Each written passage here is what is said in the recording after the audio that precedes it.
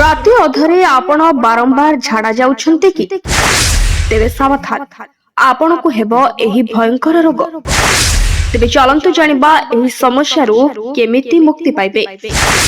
ରାତିରେ ଶୌଚାଳୟ ଯିବା ଅତି ସାଧାରଣ କଥା, କିନ୍ତୁ ରାତି ଅଧରେ କିମ୍ବା ଗଭୀର ନିଦରୁ ଉଠି ଆପଣ ଶୌଚାଳୟ ଯାଉଛନ୍ତି କି?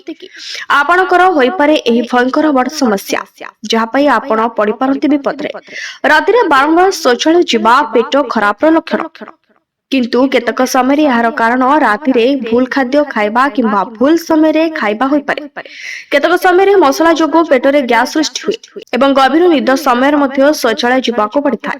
କିନ୍ତୁ ରାତି 2ଟା କିମ୍ବା 3ଟାରେ ଥରେ କିମ୍ବା 2 ଥର ଶୌଚାଳୟ ଯିବା ସାଧାରଣ ହୋଇପାରେ। କିନ୍ତୁ ଯଦି ଆପଣଙ୍କୁ ବାରମ୍ବାର ଶୌଚାଳୟ ଯିବାକୁ ପଡେ, ତେବେ ଏହା ଅନେକ ରୋଗର ଲକ୍ଷଣ ହୋଇପାରେ। ତେବେ ପ୍ରଥମେ ତ ପାଚନ ଯନ୍ତ୍ର ସମସ୍ୟା। କେତେକ ସମୟରେ ଖାଦ୍ୟ ଠିକ ଭାବରେ ହଜମ ହୁଏ ନାହିଁ ଏବଂ ଖରାପ ହଜମ ହେବା ଦ୍ୱାରା ମଳତ୍ୟାଗ କରିବାକୁ ଇଚ୍ଛା ହୋଇପାରେ। ରାତିରେ ହଠାତ୍ ମଳତ୍ୟାଗ, ଇରିଟେବଲ ବାୱେଲ ସିଣ୍ଡ୍ରୋମ ସମସ୍ୟା ହୋଇପାରେ।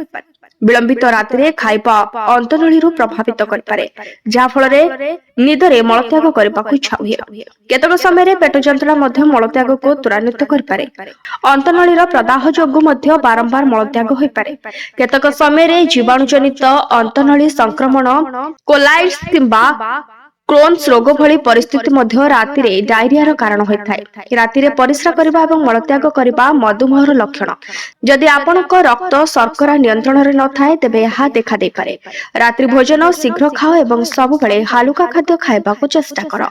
ଖାଦ୍ୟ ଖାଇବା ପରେ ଚା କିମ୍ବା କଫି ପିଇବାରୁ ନିବୃତ୍ତ ରୁହନ୍ତୁ। ଏହା ଗ୍ୟାସ୍ ଏବଂ ମଳତ୍ୟାଗ କରିବାର ଇଚ୍ଛାକୁ ବୃଦ୍ଧି କରିଥାଏ। ପ୍ରଚୁର ପାଣି ପିଅନ୍ତୁ, କାରଣ ପେଟ ସଫା କରିବା କିମ୍ବା ହାଲୁକା କରିବାରେ ବହୁତ ସହାୟକ ହୋଇଥାଏ। ଏଭଳି ସ୍ୱାସ୍ଥ୍ୟ ଟିପ୍ସ ଦେଖୁଥାନ୍ତୁ ଓ ଆମକୁ ଆପଣଙ୍କ ମତାମତ ଦେଉଥାନ୍ତୁ। ତେବେ ଏହି ଟିପ୍ସ ମାନିବା ଦ୍ୱାରା ଆପଣଙ୍କର ମଙ୍ଗଳ ହୋଇଥାଏ। ସ୍ୱାସ୍ଥ୍ୟ ଠିକ ରହିଲେ ଦୈନନ୍ଦିନ କାର୍ଯ୍ୟ କରିବାକୁ ସକ୍ଷମ ହେବେ। Bureau report, BNS live.